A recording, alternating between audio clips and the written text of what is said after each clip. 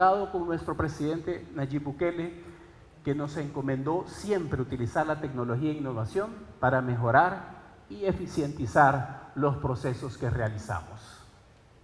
La seguridad que ahora vive El Salvador, evidentemente, gracias a las acertadas, pero sobre todo valientes medidas de seguridad tomadas por nuestro presidente Bukele, fueron la llave que nos permitió a nosotros como Banco Central y a todos los censistas llegar hasta el último rincón de El Salvador, no solo una vez.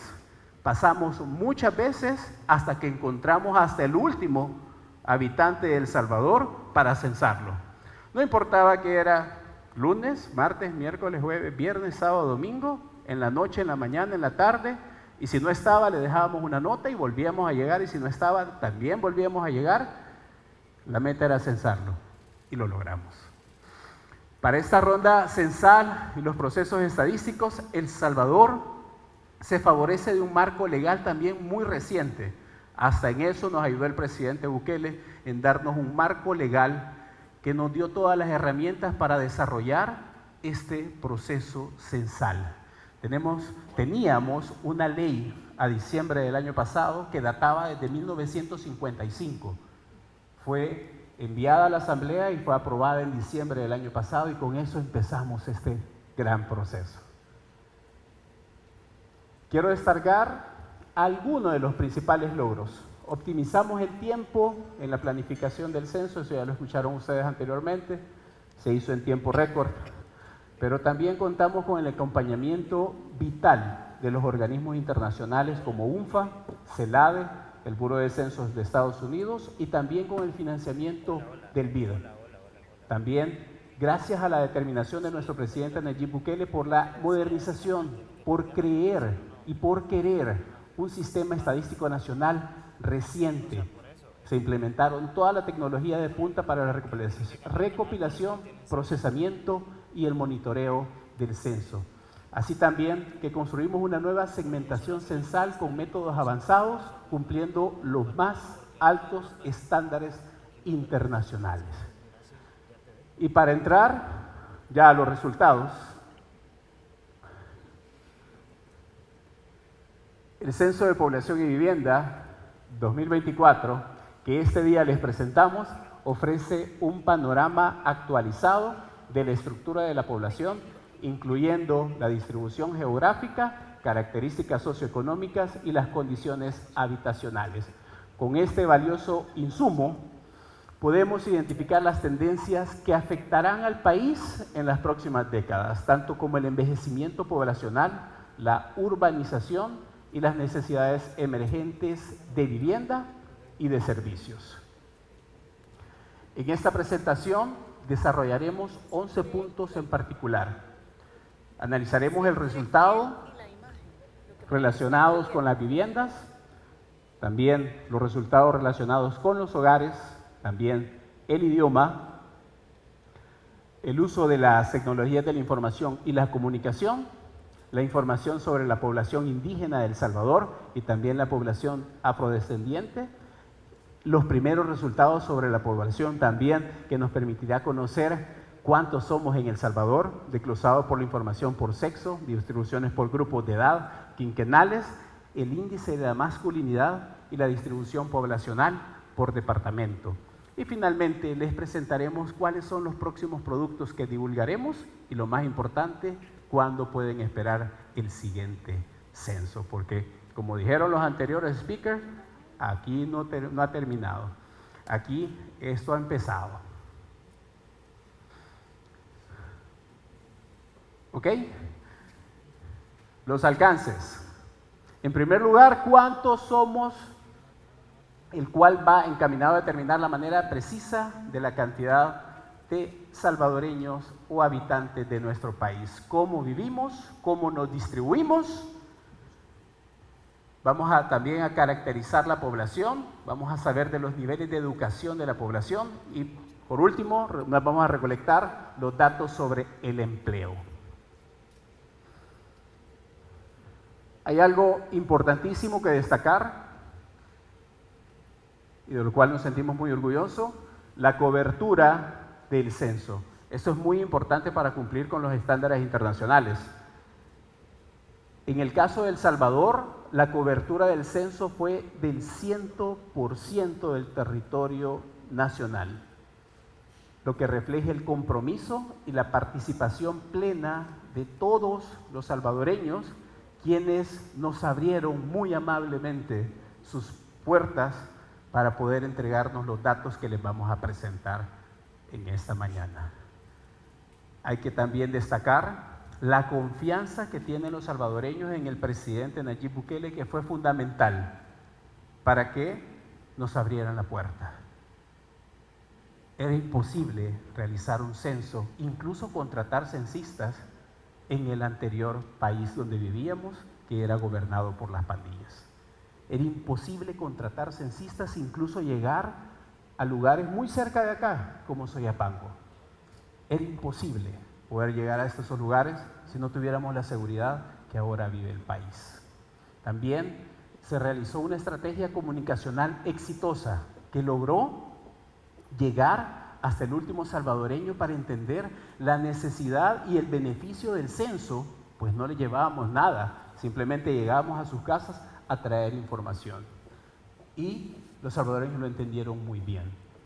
Y con alegría les compartimos cómo los hogares abrieron masivamente sus puertas, lo que se tradujo a algo muy importante, la tasa de rechazo. Y las ausencias solamente fue de un 0.2%. 0.2%. Es muy pequeño. La positiva, cálida interacción de los censistas y los residentes fomentó un ambiente de confianza, facilitando obviamente la recolección de los datos precisos y completos.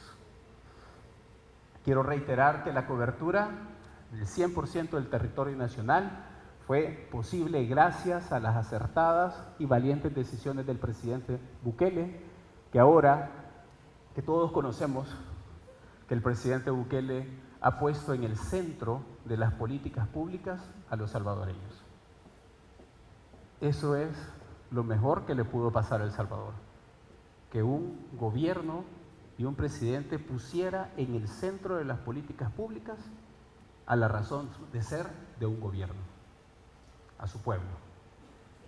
Y todo mejora cuando se enfocan las políticas públicas y los gobiernos a su población. Incluso se hacen mejor los censos.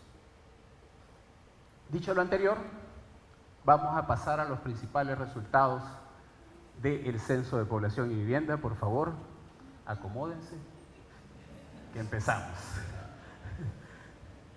Empezamos y que vamos a ver vivienda, hogar, estado familiar, cómo usan los salvadoreños, la población, las tecnologías de la información y comunicaciones, si declararon dificultades o discapacidades, también lo vamos a realizar. Una migración interna también, la identificación de la etnia, que es importante, y las características demográficas. Estas temáticas permiten construir un diagnóstico integral de la población y son claves para las políticas públicas y la toma de decisiones en los diferentes sectores del país. A continuación, les presentaremos información sobre las características de la vivienda de El Salvador, abarcando los diversos aspectos que reflejan las condiciones de vida y el estado de las infraestructuras habitacionales. En primer punto de análisis,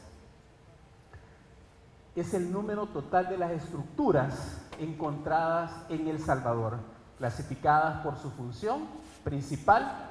Por estructuras debemos de entender aquellos espacios generalmente cerrados, construidos para diversos usos, ya sea para vivienda, establecimiento, bodega o cualquier tipo de edificación.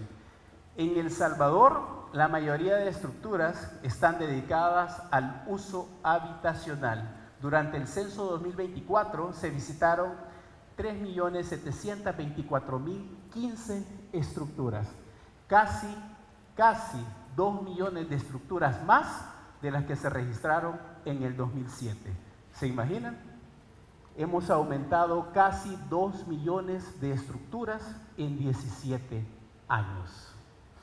Del total de las 3.7 millones de estructuras, 58.4% son destinadas exclusivamente a viviendas, seguido de un 27.1% que son las estructuras complementarias, que son aquellas estructuras que son parte de una vivienda, pero que no están a la par, es decir, que no son parte del techo, sino que al contrario, están cerca, pero no están en el mismo techo. Esas son las estructuras complementarias, como por ejemplo, cocinas, dormitorios, que están construidos aparte de la estructura. Podemos mencionar también baños, establos, entre otros. También se registraron 26.576 centros religiosos, 17.540 edificios residenciales, 7.693 centros educativos, 4.107 parques o plazas y 2.493 establecimientos de salud.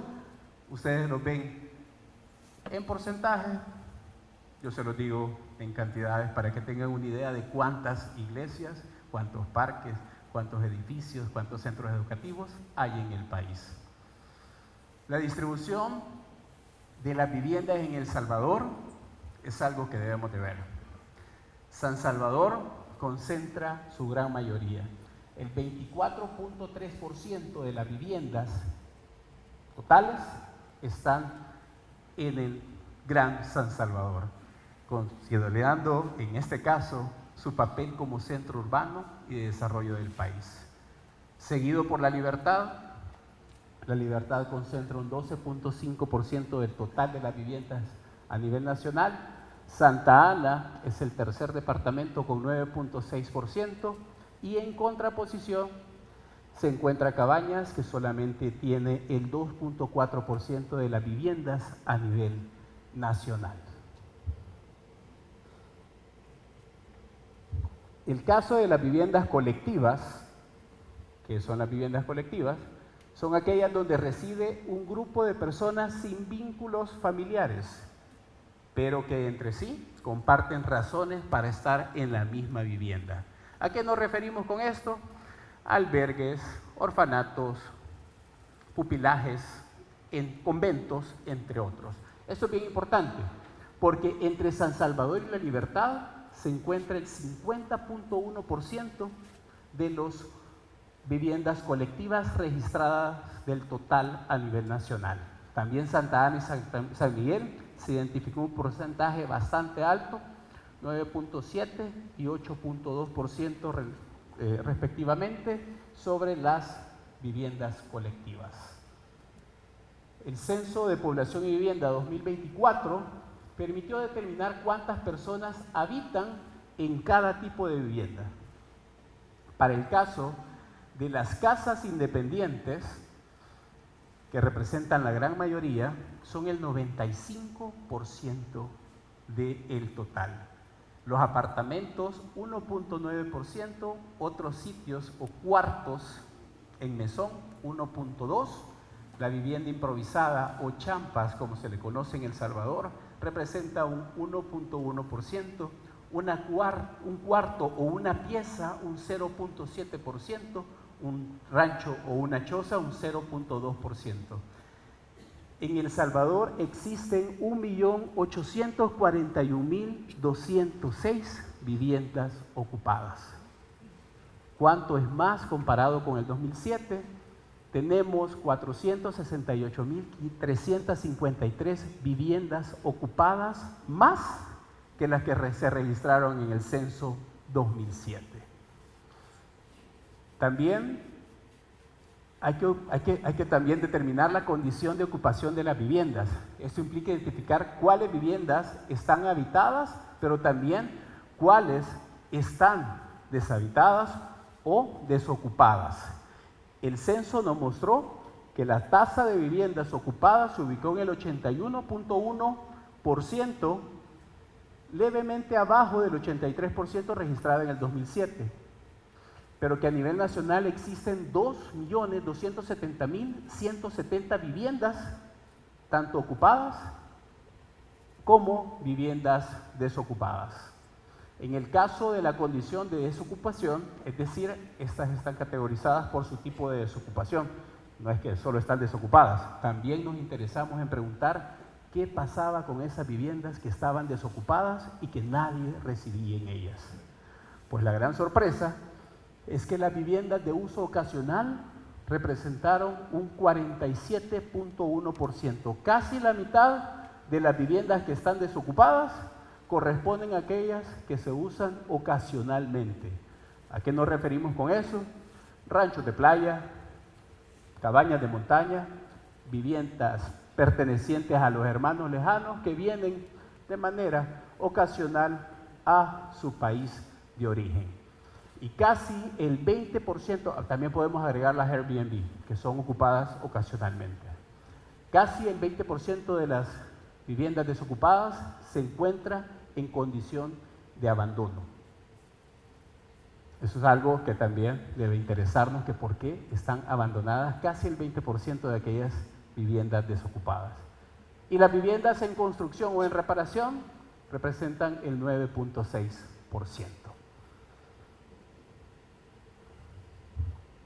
En lo particular, por departamentos, 89 de cada 100 viviendas se encuentran habitadas en el Gran San Salvador, lo que refleja no solo la alta densidad poblacional de ese departamento, sino que también la vitalidad y el dinamismo mismo del entorno urbano.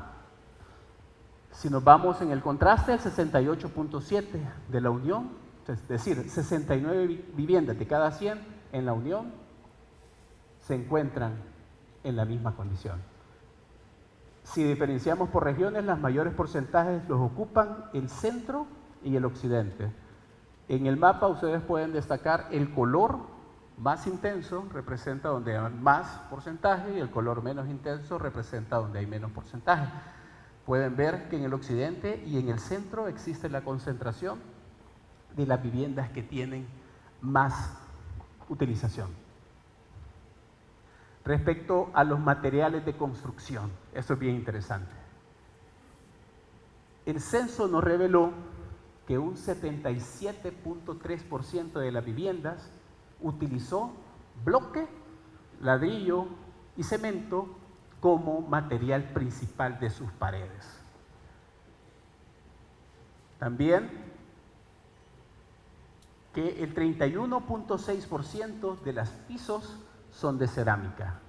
Pueden ver el contraste en el censo 2007, cómo cambió comparado con el censo 2024. Los pisos de tierra, lo que es un signo de mejoría en las condiciones de vida de los salvadoreños, también han cambiado. Vean cómo bajó de 23 a un 12% los pisos de tierra. Y aunque hay todavía viviendas de adobe, ha bajado considerablemente si lo comparamos con el censo 2007. En el caso de los materiales del techo, el gran ganador es la lámina metálica. 57.9% de las viviendas salvadoreñas cuentan con ese tipo de material para su techo, seguido por las láminas de asbesto o fibrocemento. Hay que señalar que las viviendas con techo de teja se ha reducido de entre 13.2, que se registró en el 2007, que se registraron 28%. Subió la lámina metálica, bajó la lámina de asbesto y también la teja disminuyó comparado con el 2007. La tendencia de la vivienda contribuye a establecer las condiciones de vida y el nivel socioeconómico de los salvadoreños. El censo revela que hay 1.050.684, es decir, un 57.9% de las viviendas que tienen condición de propia. Aquí está la ministra de Vivienda, está tomando nota de lo que estamos hablando. Esto implica que los ocupantes tienen pleno dominio de su propiedad y en términos absolutos equivalen a 1.050.864 viviendas propias que si lo comparamos con el censo 2007, hay 129.663 nuevas viviendas registradas como propias desde el 2007. Un 15.2% de las viviendas son alquiladas y un 14.4% de las viviendas son prestadas o cedidas. Este es un tema muy particular. Es decir, cuídame la casa, usala, no te preocupes, no pagues nada y es tuya, para mientras yo regreso o para mientras yo lo utilizo. Pero no es poco, son 14.4%. Y un 8.8% de las viviendas declararon que estaban pagándolas a plazo. En cuanto al acceso de servicios sanitarios, este es un indicador fundamental para medir el bienestar y, por supuesto, la calidad de vida de los salvadoreños.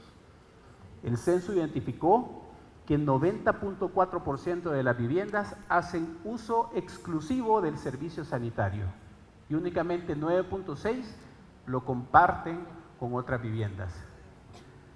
El 69.5% de los hogares tienen acceso a un servicio sanitario a través de un inodoro con conexión o un sistema de alcantarillado o fosa séptica, mientras que el 25.6% de las viviendas dependen exclusivamente de letrinas. Pero pueden ver cómo ha bajado entre el 2007 y el 2024 el uso de letrinas, cómo ha aumentado el inodoro conectado a una fosa séptica, y en el inodoro conectado a la alcantarilla se mantiene casi el mismo porcentaje. Pero también hay datos fundamentales que es donde debemos de poner mucha atención. Nos determinó el censo que el 3.1% de las viviendas en El Salvador no tienen acceso a un servicio sanitario. Pero esta tasa, evidentemente, es menor al 5.7% que se registró en el censo 2007. Sobre el acceso al agua potable, claro, es uno de los bienes vitales para el bienestar humano. El 85.6% de las viviendas en El Salvador posee suministro de agua, que por tipo de servicio se encuentra en el 72.2% de las viviendas que posee suministro de agua, que es administrado por un servicio público o por un servicio comunal. Asimismo, el 7.3% se abastece por un medio de pozo privado, 6.1% tiene como fuente el suministro por parte de una empresa privada, mientras que el 4.7% del total de las viviendas se abastece por medio de un vecino y un 0.5% se abastece de agua lluvia.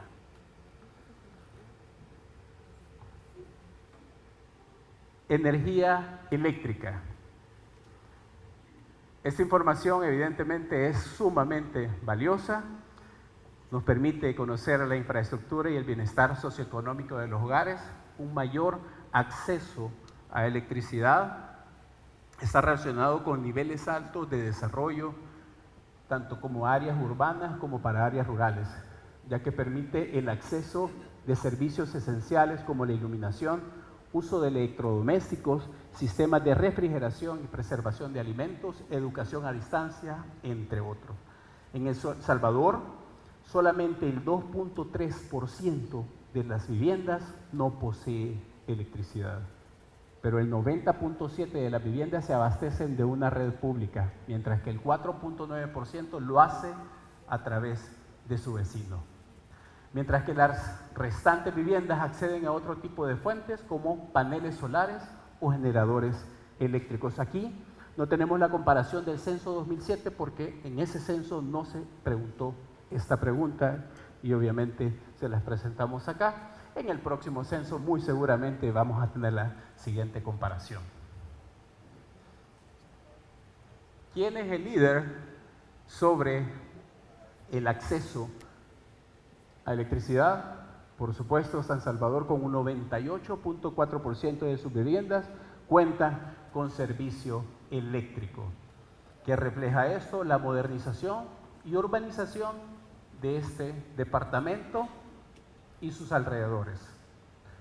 En contraste, pueden observarlo, Aguachapán presenta un menor porcentaje con un 94.3% de las viviendas que cuentan con electricidad, lo que indica que un 5.7% de la población que vive en Aguachapán se enfrenta con desafíos y retos para el acceso de este servicio. ¿Con qué cocinan los salvadoreños? ¿Cuál es el principal combustible para cocinar de los salvadoreños? Este indicador está muy relacionado con la salud y con el medio ambiente. Y el censo nos muestra que el 86.7% de las viviendas en El Salvador utilizan gas licuado de petróleo o, como todos lo conocemos acá, con tambo de gas. Eso es normal, ¿no? Esa es su principal fuente para cocinar. Por su parte, el 10% de viviendas aún sigue cocinando con leña, pero veamos cómo ha bajado comparado con el censo del 2007, bastante la cantidad que ha bajado y ha subido muchísimo el gas licuado. Aquí hay un dato muy interesante que hay que resaltarlo, que un 1.3 de las viviendas de El Salvador dijeron que no cocinaban. No cocinaban. Qué bien, no cocinan, ¿no? ¿Cómo es que no cocinan? Es bien fácil. Compran comida exclusivamente, lo pueden pasar comprando, la pueden pedir a domicilio, y esto también fomenta las aplicaciones que se ocupan para poder pedir comida a domicilio, pero también aquellos comedores que abastecen a personas que no quieren cocinar, simplemente la mandan a comprar, la compran y con eso se alimentan, es decir, no utilizan ningún tipo de combustible para cocinar porque no cocinan.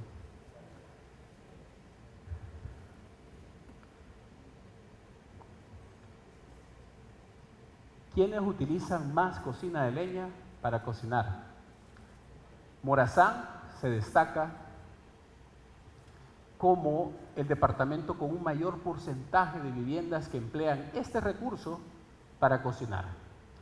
Por otro lado, San Salvador muestra un uso mucho menor de la leña para cocinar, con un solo 2% del total de las viviendas por departamento.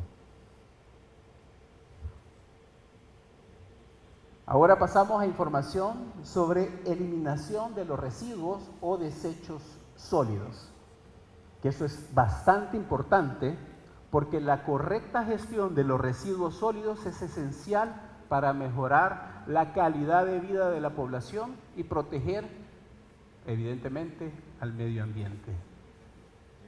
El censo nos mostró que la recolección municipal o la recolección pública indica un nivel de infraestructura urbana avanzada, con un 57.6%, el 6.2% de los hogares la queman, la depositan en contenedores, el 34.5% la queman o la tiran en la calle y la entierran un 2.2% respectivamente. Los departamentos con un mayor porcentaje de viviendas que utilizan el servicio de recolección de basura municipal están principalmente en la zona central del país y también la occidental. San Salvador, evidentemente, lidera esta tendencia con un porcentaje bastante alto de un 77.6% que usan el servicio de recolección pública o municipal para desechar sus residuos. La Libertad también se destaca con un 66.6% de sus viviendas beneficiándose de la recolección municipal. También Chalatenango y Santa Ana, en la zona norte y occidental, con una notable de un 70.9% y un 66.4% respectivamente. Por su parte, el departamento que tiene menos uso de servicio municipal, lo pueden ver, 27.9%, y corresponde al departamento de la Unión. Ahora pasaremos a los resultados de hogares. ¿Cuántos hogares tiene El Salvador? 1.920.668 hogares en El Salvador. Comparado con el censo 2007, tenemos casi 500.000 de hogares nuevos. ¿Qué nos permite analizar? Obviamente la eficiencia del uso del espacio habitacional, las dinámicas familiares y sociales, pero también las condiciones de acceso a vivienda adecuados. La distribución de los hogares muestra las diferencias significativas entre departamentos.